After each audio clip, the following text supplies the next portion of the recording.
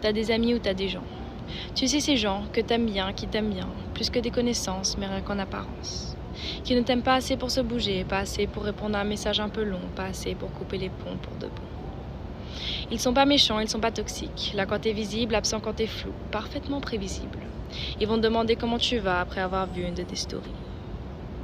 C'est des amis Google Maps, ils te localisent, mais te rejoindront jamais. Ils aiment bien l'idée d'être potes, l'étiquette, la photo, le petit salut devant tout le monde. Mais quand t'as la gorge nouée, la fierté bouffée, ils t'offrent quoi? Un like, un cœur, une réaction? Jamais là pour partager le vide, juste là quand t'as l'air plein. Plein de projets, plein de monde, plein d'allures. Là ils apparaissent, comme des fantômes attirés par les flashs. C'est pas des monstres, ils sont juste là pour ce que tu montres. Jamais quand la vraie vie te confronte, ils s'en battent les couilles de ce que tu racontes. Je suis fatiguée de sourire à des gens qui ne resteraient même pas si j'arrêtais de plaire. Ils sont pas là pour profiter avec toi.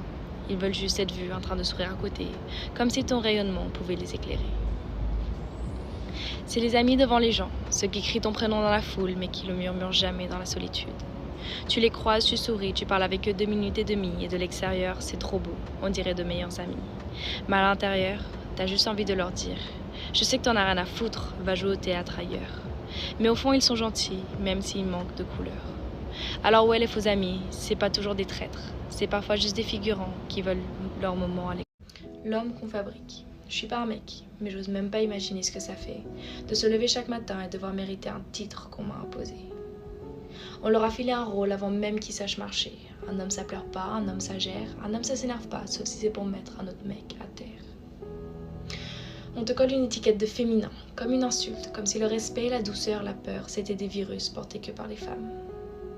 Je me demande ce que ça fait de toujours devoir commencer les conversations, faire le premier pas, payer à l'addition, organiser les surprises, protéger contre l'agression, soutenir toute une maison et porter le nom de tout ça avec un sourire en béton.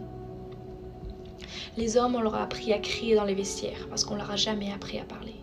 Ils balancent des blagues, ils se cachent derrière l'humour, mais c'est des SOS en morse dans chaque vanne qui meurt. Je vous vois les gars, je vois les efforts qui font trembler vos épaules.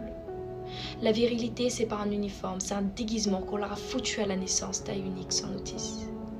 Alors je dis pas ça pour vous plaindre, mais pour qu'on arrête de faire comme si c'était simple.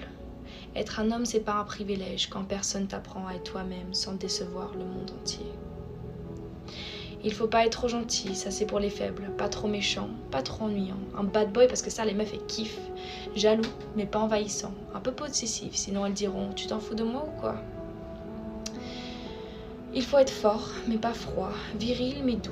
Aime-la sans l'étouffer, protège-la sans l'effrayer, désire-la sans trop la déranger.